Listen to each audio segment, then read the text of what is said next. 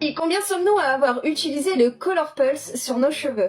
Personnellement, j'ai utilisé la couleur violine, mais l'avantage c'est comme je suis brune, et ben ça partait assez facilement. Par contre, les blondes se retrouvaient vite avec une couleur décolorée, parce que, précisons, ce n'est pas une couleur permanente, c'est une couleur éphémère, mais qui reste longtemps.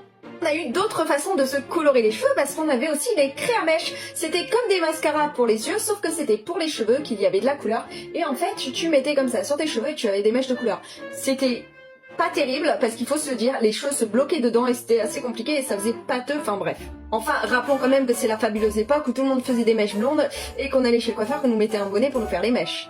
Pour les hommes qui ne faisaient pas de mèches dans leurs cheveux, ils utilisaient par exemple le Vivel Doc comme ça. C'était un Vivel qui, si vous voulez, il y avait une couleur argentée, une couleur cuivrée ou une couleur or. Et en fait, quand tu le posais, ça faisait pâteux aussi, mais ça te donnait une couleur sur tes cheveux. Et comme la majeure partie des garçons à l'époque avaient des pics à l'arrière, et ben ils en mettaient comme ça sur leurs pics et ça donnait un effet de couleur. Alors du coup, vous avez utilisé un de ces produits, vous ?